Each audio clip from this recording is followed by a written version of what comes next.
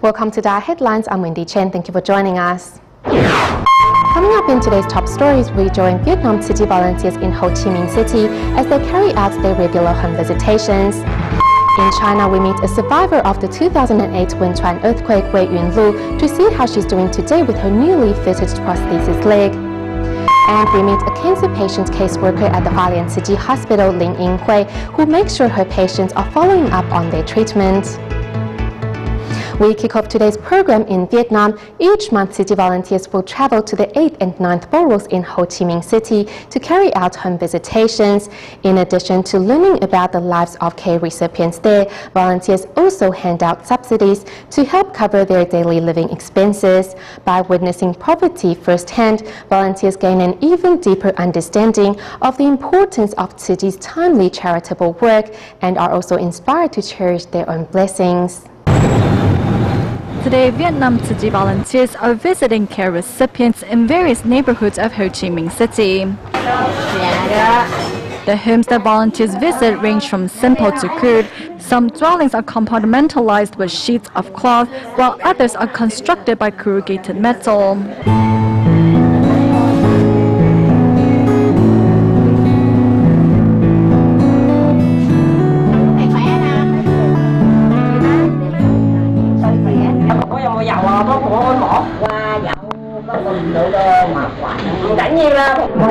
I have no children, but I have a nephew who looks after me. He's very kind to me. Sometimes he even massages my feet.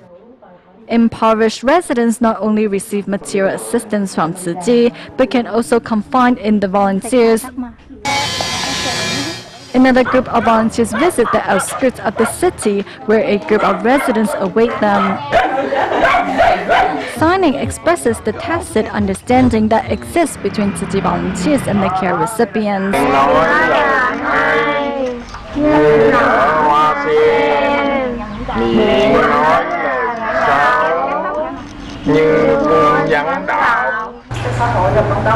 By joining in this activity today, I've gained so much. I'm grateful to Tzu Chi for giving me a chance to help those in need. With Tzu Chi's assistance, residents are better able to cope with the adversity and enjoy a better life. Moving to Taiwan, a senior resident in Yuanling town of Changhua County is paralyzed from the waist down after suffering a stroke, yet she still shoulders the responsibility of caring for her two grandsons. With limited mobility, garbage slowly piled up and the living environment became unhygienic. Upon seeing this family's plight, Tzu Chi volunteers soon arrived with their cleaning tools and helped restore the house to its original cleanliness. Rotten food items are just a few among the substantial waste accumulated in the senior's kitchen. With cleaning tools in hand, Tzu Chi volunteers are going to restore the house to cleanliness. We're going to clean your house so you'll feel more comfortable living here and you will get better soon. Despite suffering from paralysis, the senior still has to take care of her two grandsons. The grandma had a stroke, so she has difficulty moving about, and keeping the house clean has been difficult. When we heard of her situation, we began to care for her on a regular basis. As Tzu Chi volunteers work away, they first sort the items which are recyclable and remove the other unwanted items. Having to scrub ferociously to remove the tough stains and grease, volunteers clean the grandma's home as though it were their own, ensuring no corner goes unnoticed. In no time, all the items in the kitchen look sparkling new again, and the living room has been given a new fresh look. With the unwanted items gone, it seems that the afflictions in the senior's heart have been dusted away too.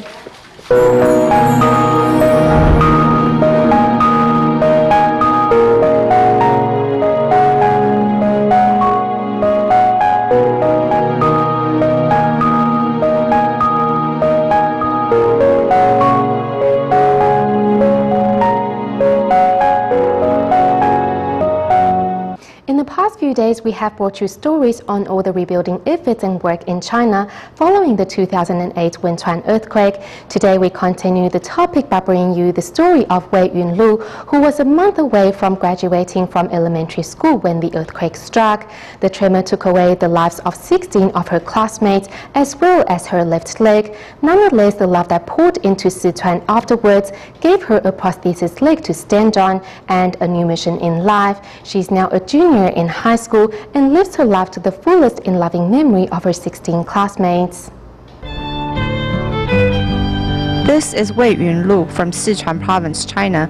Back in April this year, she took a few days off school to participate in a charity bike ride to show that she is a survivor.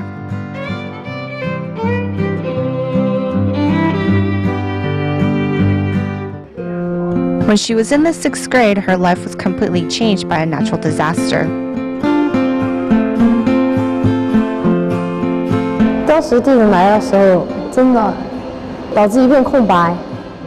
When the earthquake struck, my mind went blank. All I knew was that I must stay alive. I kept seeing other classmates falling one by one. I was surrounded by dead classmates.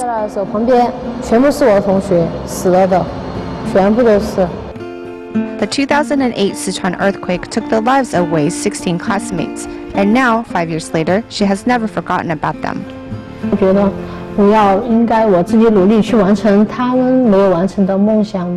I must live my life for them to accomplish the dreams they never got to finish. I should fulfill their wishes.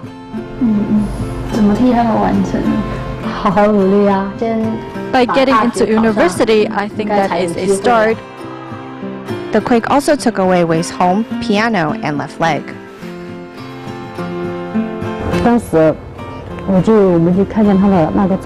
By the time we got to her, her legs were already broken and the bone was visible to the eye. I felt as if my world had gone black. Every day I would sit at home and cry. Why did this happen to my talented daughter? I was really miserable, but now seeing how brave she is, I'm very comforted. While bodies were being taken away one by one, my mother would tighten her grip on my hand. I comfort her by saying, "It's okay, I'm still alive." Though the young girl has lost much to the disaster, the love that poured in afterwards helped alleviate her suffering by replacing her piano and her leg. At least I can live a normal life and take care of myself. I feel very blessed. In the beginning, when I was hurt, it never occurred to me that I might recover so well. I was just glad to be alive. Now I'm especially happy that I can stand without the use of crutches. Wei, who once dreamed of becoming a pianist, now has a different career path because of the experience.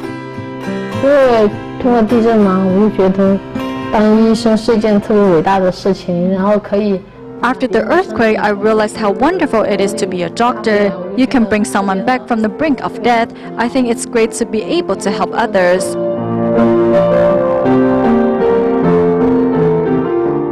Wei is still passionate about her piano, but for the sake of her dream, she is willing to put that passion on hold.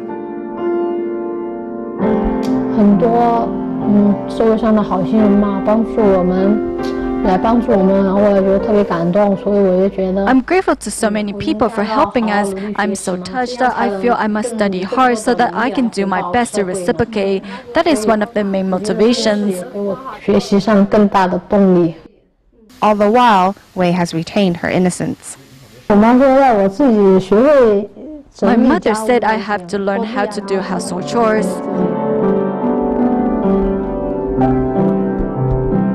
No longer a victim, Wei Yunlu is filled with the same dreams as any young girl her age, and she continues to work hard each day to fulfill her dreams and the dreams of her 16 classmates.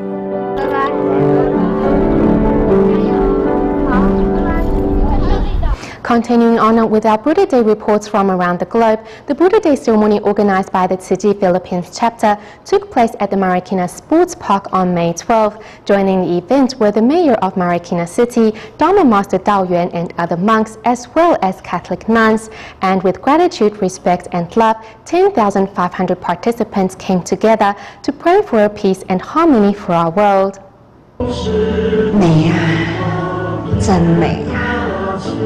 Celebrating Buddha Day, over 10,000 participants assemble at Marikina Sports Park. The city's mayor, Dalde Guzman, comes especially to attend, while architect Felino is participating for the very first time and is intrigued by the solemnness of the occasion.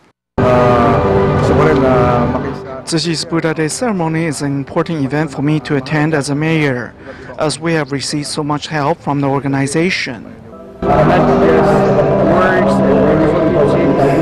and principles, but in action, how it benefits other people and so on. So for me, I'm very inspired and so grateful that I have had the opportunity to work in church. Opening the ceremony with Buddhist chanting, participants respectfully bow at Buddha's feet and make offerings of flowers. In a Catholic country such as the Philippines, seeing people come together at a harmonious and beautiful Buddhist ceremony impressed Dharma Master Dao Yuan. I'm very thankful to Tzu Chi for bringing Buddha's wisdom and teachings to the Philippines and the Filipino people. A Catholic nun also joins Dharma masters from the Jingsi abode in praying for a harmonious world. Transcending the boundaries of religion makes the power of prayer even stronger. There's no differentiation between Catholicism and Buddhism. We're all united, no matter which country you're from. If everyone can display kindness to one another, the world will become a peaceful place. With 10,500 people attending the event, to reduce their carbon footprint, many participants opted to take the bus to the venue. And despite the scale of the event, the venue's cleanliness has been maintained, as volunteers have come up with ways to restore the premises quickly back to their original state. We should help clean up so that the sports park will be left spotless for other users' benefits. While our hearts have been cleansed, we shouldn't forget to restore purity back to Mother Earth as well.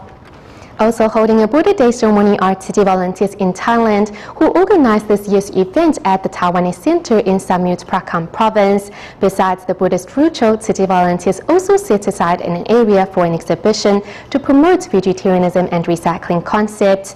The event was attended by 378 Tzu Chi volunteers, foundation staff and members of the public, all of whom came together to honor the Buddha, parents and all living beings.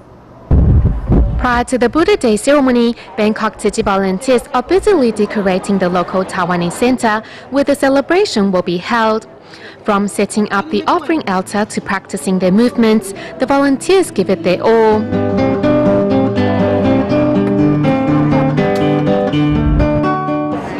This is our first time, so we don't know anything. It is a learning opportunity, and thanks to my fellow volunteers for giving me this chance. It is because of the united efforts of everyone that we are able to put this event together. As this year's ceremony is held at the Taiwanese Center in Samut Prakan province, which is spacious and fully equipped, volunteers also invite members of the public to take part. I am really glad to take part in the Buddha Day rituals. Tzu Chi volunteers have been helping us without regard to our faith or race, so our residents in Bampayong County, Ayutthaya province are all deeply moved. Through the Buddha Day ceremony, we get to cleanse our hearts and at the same time inspire love so we may reach out to all living beings with Tzu Chi's great love.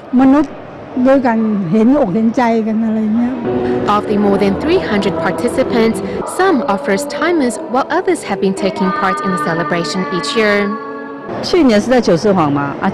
Last year we held the event at Rama the Ninth Park, and this year it is at the Taiwanese Center, which is more spacious. Having the children attend, they also get to know Tzu Chi and learn more about the meaning behind the celebration. Through the Buddha Day celebration, everyone gets to purify their soul and spread goodness. We should try to commit to charity work and pray for peace in our society. The annual Buddha Day ceremony is like a homecoming for Tzu Chi volunteers. It is also a time for everyone to come together in prayer for a peaceful society.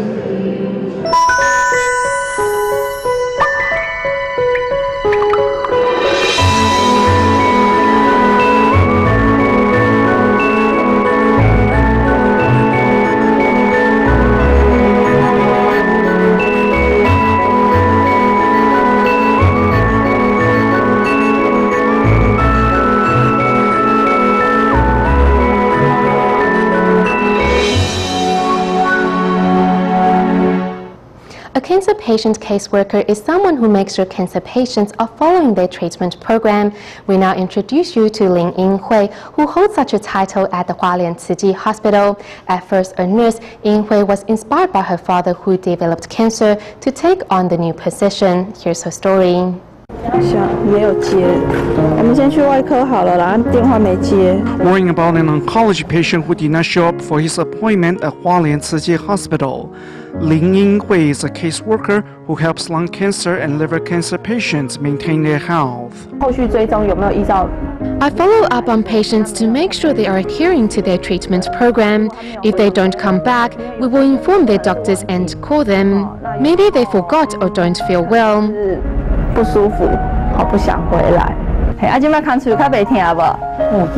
On a clipboard in Yinghui's hand is a list with nearly 200 names.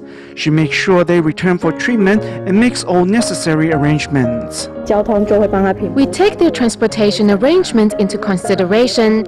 Many of them come from the more isolated eastern area, so some doctors would see them first.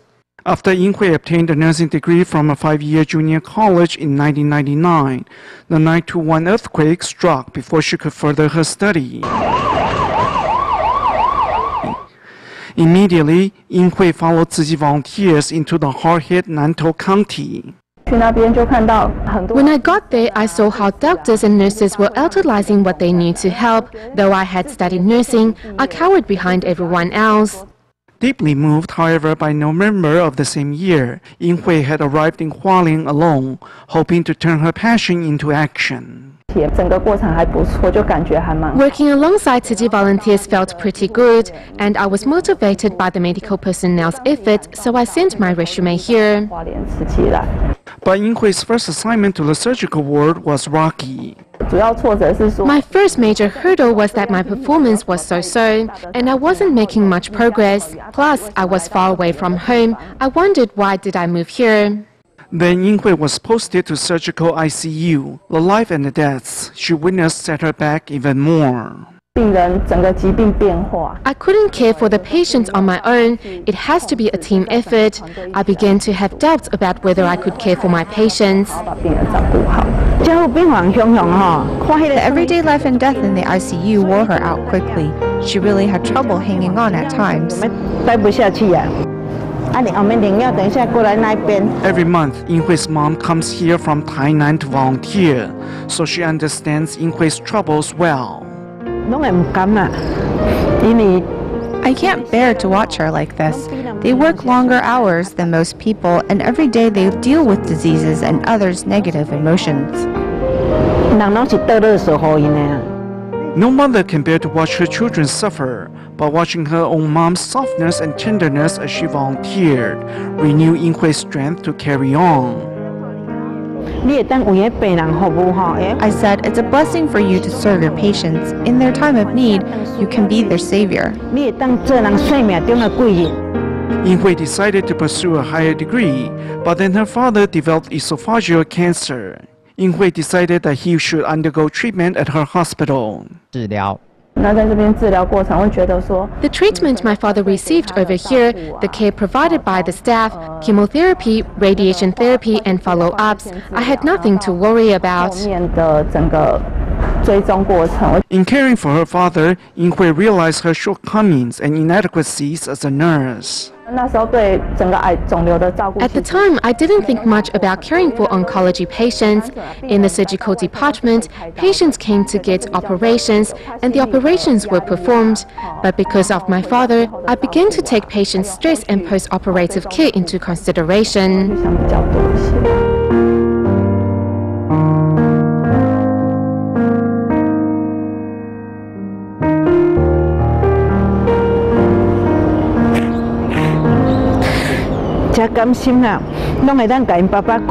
She was very attentive and supportive of her father till the end.